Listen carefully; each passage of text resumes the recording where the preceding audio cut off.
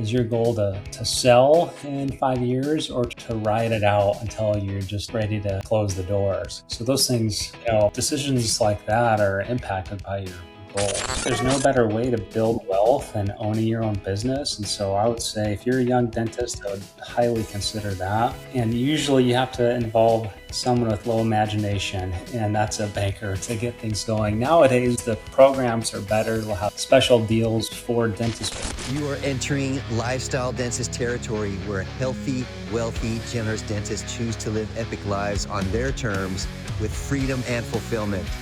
I'm your host, Dr. Garth Hatch. Buckle up for another exciting episode.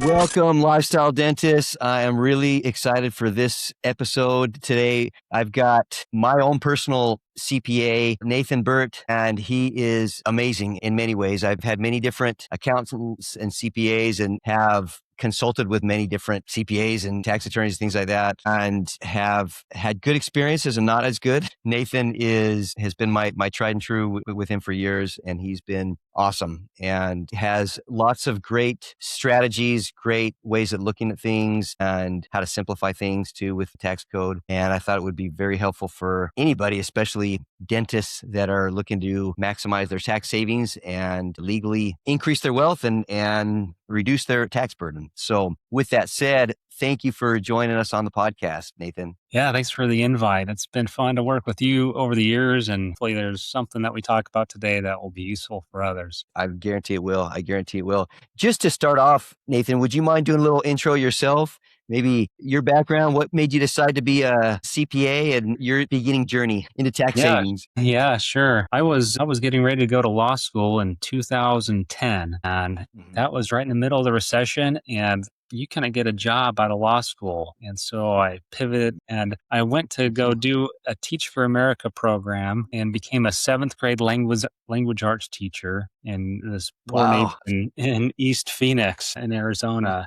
And during that time, it was mostly just something as a way to kind of give back, but also to delay a little bit because I wasn't quite sure what the path for me looked like. And during that time, my dad said, "Hey, I'm looking to retire." And he had been an accountant for a long time. And I liked that he was established. And I liked the idea of being a business owner more so than a tax accountant. And so that could happen there. So I went back to school to get a master's degree. I already had a degree in accounting, and this time I was more focused on tax and a little bit, I was trying to take some business strategy classes from the MBA program as my electives. So then I came back. My dad was a sole proprietor, and I liked doing the business development side more than doing taxes. And not to say I don't like doing taxes, but it's just more exciting for me. He was a solo practitioner, and now we have 20 employees. And so it's grown a lot in the last 10 years. And we try to maintain his approach of trying to keep things simple, but also being kind of laid back and kind of understanding the spirit of the law and not being greedy, but being reasonable with how we look at the tax law and expecting reasonable from our clients and from the IRS. Yeah. That brings up a really good point because I think, at least in my experience, the majority of CPAs and accountants, their main focus is preparing your tax return. And that's something that's needed and necessary. And there's nothing wrong with that. But unfortunately, I think most CPAs, that's their main focus. And the focus is not on strategy, on how can we optimize your business and your taxes and your life to make the most money, pay the least taxes legally, and help build wealth, even generational wealth, if it's done right. And I think that's lacking. I think, unfortunately, with a lot of tax preparers and tax planners, well, I should say tax planners, unfortunately, a lot of CPAs, there's not a lot of tax planning. It's kind of like, okay, it's March, let's get your stuff ready and this is what you owe, versus, hey, it's July, how can we start to plan now for the end of the year so that you can reduce taxes and that you're going to pay next year, Right. being proactive. Yeah. We take on a new client now, we don't even do less than 2 meetings a year just because we've found it over time to be really, really challenging to meet once, take care of all the compliance components, making sure that everything's in order and done, and then also turn your focus to the future. I just think it's really challenging to do that. As we've matured as a business, we've realized that there's different hats that you put on. And the hat of looking backwards is a different hat than looking forward. And so Mm. sometimes we'll even have different people doing different things in our office. For example, when we take on a business client for accounting, we might have one person prepare the financials, and we might have an entirely separate person look ahead for the rest of the year and do the forecast and the tax projection, just because it's really hard to wear both hats at the same time, Mhm. or even for the same person. Mhm. And so we'll have separate meetings with different agendas, and we'll try to put on different hats in those meetings. That's really helpful. No, that's a good point. Speaking of hats, that one thing I want to ask to help the majority of dentists that might be listening to this is maybe we have two scenarios. First scenario is a young dentist right out of his residency or school, and he is associating for a senior dentist or a corporate type setting, and he's just getting going. He probably has student loans that he's paying back. What would be some good strategies to set up right off the bat for somebody like that? And then scenario two would be a more senior dentist that hopefully owns his practice and may have an associate or two, and they're looking to maximize their tax savings, potentially sell at some point or transition the practice. I guess if we started with scenario one, the young dentist, what might be some good recommendations that you'd make for somebody like that? Yeah, I was just thinking of a story I came across the other day where it was Phil Knight talking about trying to raise capital for Nike in the early days. And he was Mm-hmm. like, there's no such thing as venture capital, or, very little private credit. And so it was hard to raise capital, whenever that was in the 70s or so. And so he's like, I Yeah. went to the people with the lowest level imagination, the least innovative people to get money. And that was the bankers. And it's just what it is. So bankers you kind of have to be established, and you kind of have to kind of figure things out to get going. I think there's no better way to Yeah. build wealth than owning your own business. And Yeah. so I would say if you're a young Exactly. dentist, I would highly consider that. And usually you have to involve someone with low imagination, and that's a banker to get things going. Nowadays, the programs are better. They'll have special deals for dentist practices specifically. So things have improved, but Mhm. that's, I think, I would say, from what I've seen, if your Mhm. goal is to maximize wealth building, I think that's the way to go. And Mhm. then Mhm. as you get older, there's another story that reminds me of the Texas Roadhouse founder. And he was trying to raise money too back in the day, and couldn't get venture capital. He couldn't get loans from a bank. And so he's like, I'm going to find some people who are really easy to get money from, doctors and dentists. Sometimes I think that label of being a little bit undisciplined as an investor can be true for doctors and dentists. In this Mhm. situation, it ended up working out really well, where those initial contributors who contributed $100,000, they probably had a tax return on their investment. But I don't like the idea of going towards investing as a way to build wealth. That's a way to Mhm. preserve wealth and to diversify risk, to take care of your family if you can't work or become disabled, and to have money when you need it in retirement. And so I want to think of Mhm. building wealth as your income, whether that's your wages or from ownership in the practice. So I think that's hopefully the mindset that I think would be helpful as a younger practitioner. The Makes older sense. dentists who Older are one, maybe yeah. established, I think it's the focus now becomes about figuring out what your goals are. Had a couple come in this week to my office, and he was an engineer and they had saved very well, and they're trying to decide when to take Social Security. As an Mm. engineer, he was thinking, how, from a pure mathematical formula, how do I maximize the money? And usually that Mhm. means Mhm. waiting based on your life expectancy, when your parents died, if you're in good health or not. But if your parents died in their 90s and you're in good health in your late 60s or mid 60s, you mathematically, that means you're probably going to wait until 70 to take Social Okay. Security. But they had a kid who died last year, and now they're Mm. heavily involved in their grandkids' lives. And so Mhm. I'm thinking, if you want to have a high impact on your grandkids' lives who are in their teen years, and Mhm. waiting to take Social Security is going to interfere with that life goal, then the math doesn't matter in that case. Mhm. They saved and Mhm. they're going to be comfortable regardless. It's just a question of mathematically maximizing returns or living your fullest life. And so in that Mhm. Mhm. situation, hey, let's kind of math this out to make sure it does work out to take it a little early, but Mm. it's going to work out either way. then take it early. Mhm. So your legacy is going to be where you want it. And Mm, so I think that makes role sense. for senior accountants plays a big role in trying to decide, make a whole host of decisions, when to retire, when to take Social Security, what equipment to buy, what write-offs make sense for you. So it's like, okay, is your goal to sell in 5 years or to ride it out until you're just ready to close the doors? So those things, decisions like that are impacted by your goals. I don't think there's a Mhm. wrong way to go about looking at it because I think a lot of people plan on selling the practice, Mhm. and I think that's fine, and it works out to do that a lot of times. But it's also tricky. Like you're oftentimes the boss for 20 Mhm. years, and you're not used to ceding control, and all of a sudden you're an employee again, and someone's telling you what to do and how to practice and how to care for your Mhm. patients, and that's Mhm. not always the most fun position to be in. And so I, Mhm. I don't Mhm. think it's necessarily wrong either to say, hey, I'm going to work, and then at some point I'm going to tell them I have to go somewhere else. Mhm.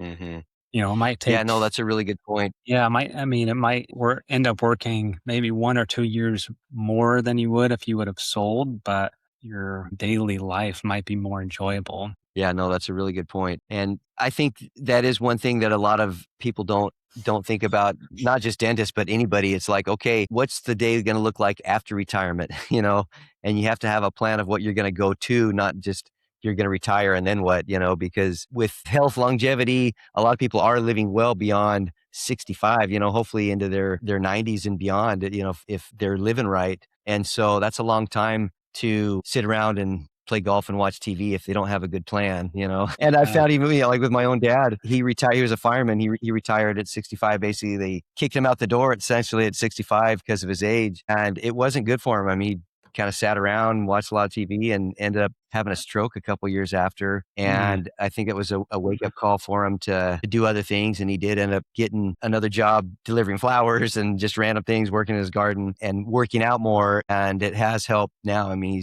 he's in his late 80s, so that's good. But we need something to go towards, and so make sure that's in the plan, financial as well as just emotional with retirement. So yeah. yeah. Yeah, I look to my dad as an example in that space where he's, volunteering in one place on Friday, volunteering at another place on Thursday, comes into the office at age 78, sometimes on Mondays and Mhm. Tuesdays, mostly to see the clients he's worked with for 30 or 40 years. And then he babysits for me Tuesday mornings. And so it's like a nice, balanced life. And I liked what you That's said, awesome. talking for a minute before we got going here about, kind of if you were looking for some general goals to have enough to retire on, that goal of one Mhm. third, one third, one third. Mhm. Mhm. I've heard it as the three pillars of retirement being one as Social Security and pensions, two as Mhm. retirement accounts and your savings, and then three is real Mhm. estate.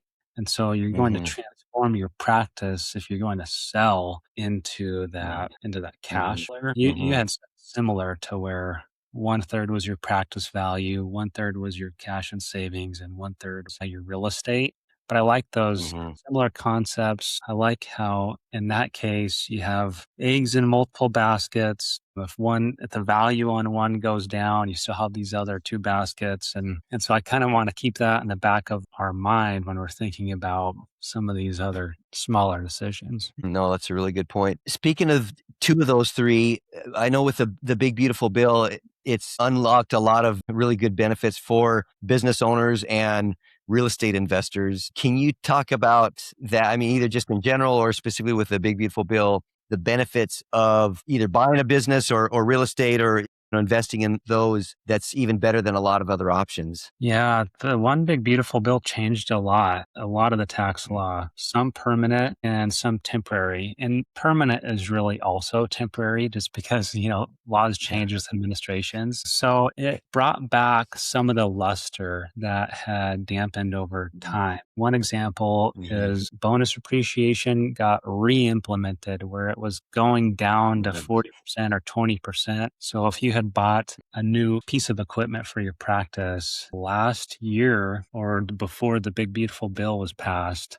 you would be limited in how much you could take as a deduction. So if it was a Mhm. $60,000 piece of machinery, now you could take 24,000 or so before that bill was implemented. Now you're back to 60,000 in the year you purchase it. Similar to that is, I put vehicles in that same category where business vehicles are more attractive now. Research and development got more attractive, and then real estate got more attractive again. So whenever you buy a piece of real estate, let's say that you buy an office for your practice and it's $1 million, just for easy numbers. Without bonus depreciation, you're subtracting out land from 1 million. So let's say the total purchase price was 1.1, and after we subtract out 100,000 for land, we have $1 million left in terms of the building value. Now we have to take that and divide it by 39 years. So we get $25,000 of depreciation a year. And it's like, yeah, that's not bad. It's something. But you can break down the building into component parts. Whatever's available, there are some asset classes that are available for bonus depreciation, some that aren't. So those big structural items aren't. But when we're going to break it down in component parts, we'll take things that, generally speaking, are removable from the office. And so you can take the value of those items and take bonus depreciation on it. So, for example, on $1 million, or a $1.1 million purchase, you might take out 100,000 for land. Then you might take out another $200,000 for some of these component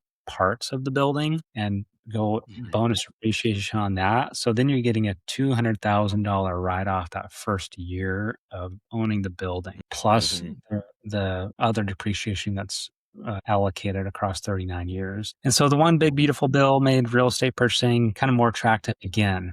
There are a couple other more minor reasons, like they renewed the opportunity zone laws, where you can have some capital gains deferred or forgiven if you hold on to the property so long, and if it's in these specific areas. And then there are some things that are still intact, like 1031 exchanges. Those are still available. And so, that's down the road. Now you bought this commercial property when you're 45, let's say, and now you're 65 and ready to retire and sell it to somebody else. Now you're going to have a big tax bill on the practice portion and on the building portion. The building portion, there are exceptions to the capital gains rules. So if you have enough money in your cash and savings and enough money in, other sources that you don't need all of that cash up front, and you want to buy a vacation rental on the Oregon coast, for example, you can go swap that building out for the vacation rental. And there's more to it than that. There's a lot of caveats that you'd have to work out, but big picture, that's doable. So there's some benefits of real estate on the front side, and then on the back side, on the selling side. That's a really good point. Yeah, no, that's definitely something, as near and dear to my heart, is investing in real estate, and especially your building, because that example you gave, you're basically getting your most or potentially all of your down payment for the building on year one in tax savings if you do the 100% bonus depreciation and cost segregation study. And then you're paying rent to yourself for the next 20 years or whatever you own the building. It just seems like such a great strategy that you can, because you're going to have to pay rent to somebody. You might as well be paying it to yourself and then building that equity as you go, and have an asset that's going to keep up with inflation. Because I think a lot of people don't think about that as well, as the inflation standpoint. If you're just saving and you don't have something that's indexed for inflation, your savings is getting eaten up. As a piece of real estate, what do you think it's going to be worth 10 years from now, 20 years from now? I think it's going to be worth more in almost all areas, unless it's just a hole where nobody wants to live. But otherwise, you've got an asset that's going to go up in value. You're going to be paying for it anyways, so you might as well be paying it to yourself. Yeah, for sure. I think that's the way to go. I was talking to a realtor friend of mine who's also a real estate investor, and we were talking about leverage and when that makes sense. And we kind of agree, I think, that real estate without leverage kind of stinks. Because let's say you're getting 5 to 7% return on your investment. It's like you can go get that with stocks and your roof's not going to cave in. And so it's like, Right. I don't think comparison, is there totally. I think, passive investments outweigh the real estate side, which I don't think are totally passive, even if you have a property manager. But leverage, your rate of return is magnified. And so now you're balancing this idea. As soon as you decide to go down this road of leverage, you're deciding Mhm. how much leverage, and if it's too much and there's an interruption to your rent or your businesses, it can really put you in a bind. But if your Mhm. leverage is low enough, big enough to enhance your returns, but low enough to where it's not going to put your cash flow at risk if there's a disruption of some sort, Mhm. then I think that's kind of the sweet spot. At least until you're ready to retire. And then you really probably need to deleverage to preserve cash flow because you want that when you need it to live on. Makes a ton of sense. There's this one website, and I'll have to share it with you that I Yeah, found yeah, we can put in the show notes. where it compares your rate of return without leverage and your rate of return with leverage. And so the Mhm. example that I was looking at was at a 5% rate of return with no leverage. And once you took out some debt to kind of enhance what you could buy, enhance the value what you could buy, it was like an 8.5%. And so that was kind of Awesome. a clear example of how you can enhance your returns with real estate using a little bit of debt. The Mhm. bank takes Mhm. advantage the people all the time if they got a bunch of cash sitting there. This is kind of taking advantage of the bank a little bit. Mm. No, that's a really good point. Yeah, I think I think Ken McElroy, a real estate investor, was talking about that, and it's like, when does it make sense to use debt? And he feels like if you believe in the asset, do you believe in the asset or not? If you think the asset is going to be worth more with time, then yeah, and you can have a way to cover the debt, like you have a business that you're going to be in there regardless, then yeah, it's a pretty safe leverage. If you don't believe in the asset, or you think it's going to be tough to rent, then yeah, then that you may want to rethink using leverage, because that's when you can get burned. It's definitely a double-edged sword. If you keep it leased, then it's awesome. If you can't, then that could be a problem where it's like an alligator eating you alive. Yeah. Yeah, I have one dentist friend who retired at an age that I would consider early, and he ended up obtaining four offices that are all dental offices, and that the rent from those sources mostly covers his living expenses, and so it's kind of cool to see how he was able to use real estate to help him retire earlier. That's awesome. That's awesome. Hey, speaking of real estate, was wondering if you would cover two other options. Say people, they either own their building or they can't for whatever reason, but they still would like to get involved in real estate. Could you touch on investing in, say, a rental property? It could be a duplex or a short-term rental property or something like that, either as both a short-term rental, and then also say you have a spouse that maybe could qualify as a real estate professional. Yeah, so let's look at kind of a spectrum of real estate investing first. So, on Mhm. one side, you have the most passive possible way to get into real estate. And I would say that's a publicly traded or REIT, or a real estate investment trust. And you can go in and out of those projects. They are, because they're publicly traded, you can buy them through whatever institution you have money with, Fidelity, Vanguard, Schwab, or whatever. Their returns are going to be generally speaking, the lowest on the real estate spectrum. But if you like the idea of having exposure to that asset class, and you don't like the Mhm. idea of having any personal involvement, then I think that's a great way to go. The next step Mhm. up would be private placement deals. So there's some local ones here in southeastern Washington, a group out of Boise that offers these. There's a group out of Colorado that offers these that I'm familiar with, just to mention a handful. And they will say, hey, Mhm. do you want to participate in these projects with us? And you'll be one of a defined number of people on that project. The returns are generally going to be higher than the publicly traded REITs, but it's not liquid. So you have to be in it for so many years. You can't pull it out, generally speaking. And there's a minimum investment, oftentimes $50,000 or so on any given project. I like those because it enhances the return. You have the time frame allows for it. Usually you have to be an accredited investor, which means you're getting a letter from your CPA saying you have $1 million of investable assets, so your income's over 200 grand or so. So I think that's kind of the next step up, where you got to do a little work, you got to do a little due diligence. Money's tied up like a traditional real estate investor would be. Then I would say the next version, going further along the spectrum, is you buying your own real estate.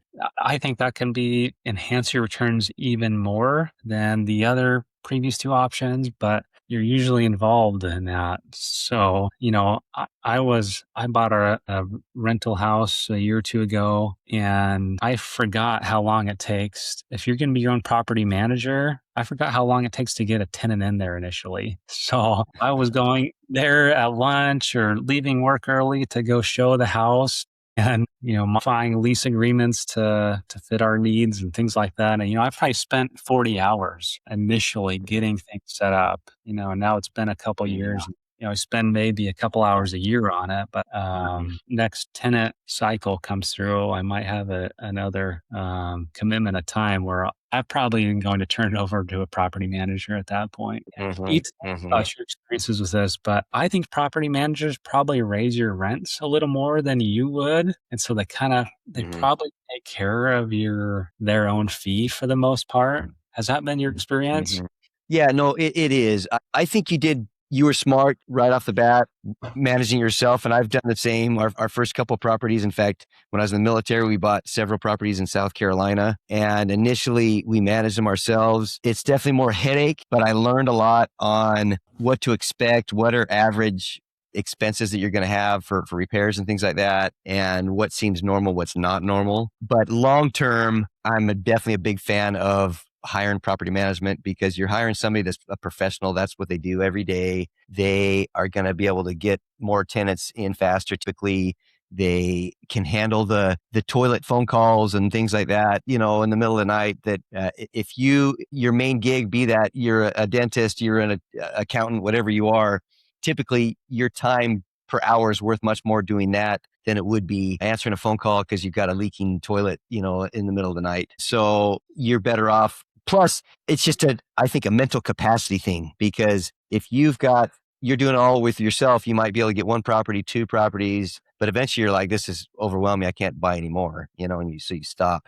Whereas if you have good property management in a good area, I mean, you could buy 5, 10, 20, 100 properties, and you'd be okay, because it still adds to complexity, but much less so because you've got good management. Because for most real estate, the hardest thing that people don't consider is the operations. You have to have really good operations to manage the property. And if you have good operations, it can make things really simple. And if you don't, it's a big headache. That just reminds me that they asked for a new air conditioning filter, and I haven't done it yet.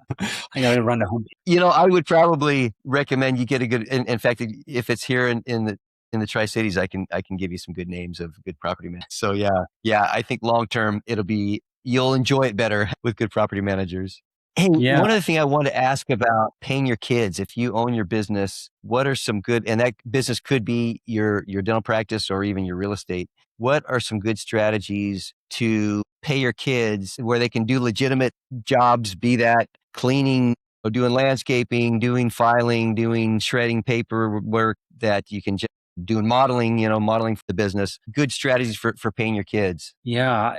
I kind of think of it in phases. Mm-hmm. Yeah. So in the beginning, when they're younger, I am a little cautious with that. For example, my office does not have a ton of marketing material, and we don't basically have our staff featured in our marketing material and not really other families. And so I'm not using my kids as a model. And so it's like the IRS's position is they should be doing something that you would normally pay somebody else to do and pay them roughly at that same rate. And so I'm waiting for my own kid. My oldest is 10, and she helps me shred a little bit, but not very much. Once she's a little older and helps me start cleaning the office or posting some pictures to social media or something like that, I think I'm going to start paying her a wage at that time. And so I think the older it gets, the easier it is to justify their wage and the less goofy it looks. From my experience, I think it just looks a little goofy if you're paying a 1-year-old 14 grand a year and there's no agent,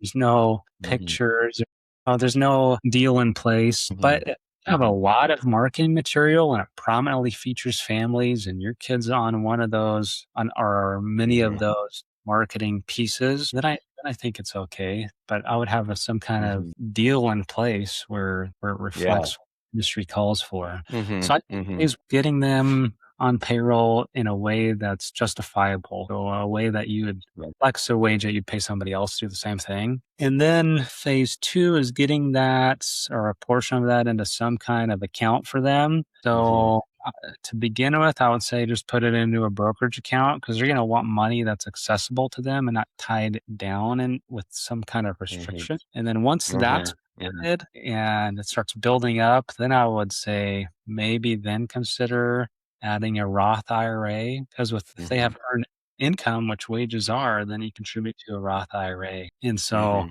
what I think is kind of annoying is go straight into the Roth IRA or straight into a 529, and when they Mhm. wanna use it when they're 17 before they get to college or they're Mhm. taking a gap year or whatever, and that money's tied up, it's like that wasn't that Mhm. useful to them. Mhm. Mhm. And then obviously there's non-quantitative, factors in here too, where it's like you don't wanna Mhm. just give kids money without deserving it. Mhm. And it's like Mhm. you want them to go through the toil that work is and learn the Mhm. lesson involved with Mhm. that. And Yeah. so then it's like, how do you tell them that they have money or not? And if you do tell them, then make sure they feel like they've earned it. Yeah, no, that's a really good point. As you know, I paid my kids throughout, and they did do a lot of legitimate work with our rental properties and painting and doing a lot of landscaping stuff. We did do modeling, especially for the practice, but also some of the real estate where we posted things on social media and fun videos and pictures and things like that. Yeah. And with their money, some has been invested and others I want them to pay. Like if they're doing a sports camp, hey, if they can pay out of their own money, they reduce my tax bill and they don't pay taxes if it's under, I think, whatever, 15 grand or whatever under that threshold, that they don't have to pay taxes on that money, but they can then cover their expenses for whatever that is, prom dresses and Right. Yeah, I love school that. activities, Yeah, now interest in that sports camp takes on a different meaning if they've got skin in the game. Yeah.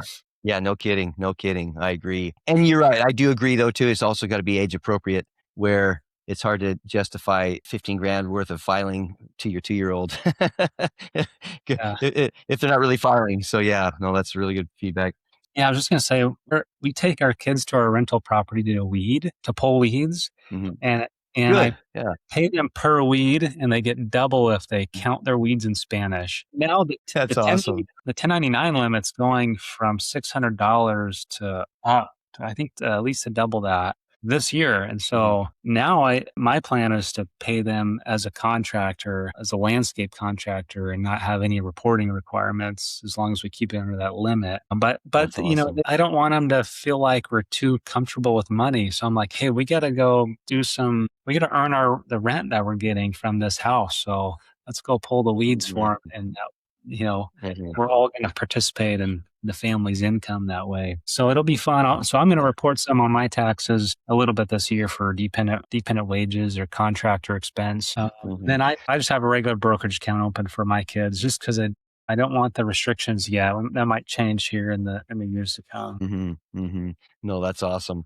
Well, this has been amazing, Nathan, and before we wrap up, I would love to just ask any questions I didn't ask or any final thoughts on some good strategies and for a dentist to think about to help save on taxes. Yeah, so I think some of the common mistakes are neglecting proper bookkeeping because then it's hard to measure where you're Mhm, at or what you need to do before the year's mhm, over. mhm, Underutilizing deductions, which happens if you're mhm, meeting with your tax person once a year and you're not taking time mhm, to think about what deductions are available to you that are not being utilized. And then I think mhm, the mhm, last common mistake is not planning for taxes throughout the year. And if you don't think about it till mhm, January, then it's oftentimes mhm, too late to take advantage of most mhm, deduction. And sometimes it can lead mhm, to cash mhm, flow issues. Think about if you have $1,000 tax bill that you had forgotten about or weren't thinking about that could have been lower, but it's not. And then at the same time, the mhm, equipment breaks and a hygienist leaves, and you got to pay somebody to recruit a new one and pay for new equipment. And you have this huge tax bill at the same time. It's like that can be a big cash flow crunch. And so mhm, I mhm, think it just makes sense to have a strategic partner who you can meet with multiple times a year, who can help you think about common deductions underutilized deductions, business entity choices, cash flow planning, long-term wealth strategies, things like that. That's awesome. That's awesome. Well, Nathan, if people would like to get a hold of you either for tax planning or they're wanting to change CPAs, what would be the best way for them to reach out to you? Yeah, our website's www.trustgfg.com. Awesome. Thank you. We'll put that in the show notes. And thank you so much, my friend. Sure appreciate you being on the call. Thanks for all your help with me and all my crazy ideas and tax planning and Yeah. business ventures. Sure appreciate you. Yeah. Thanks for having me. It was fun. Okay. Thanks. We'll talk to you soon. Take care. Goodbye. Bye-bye.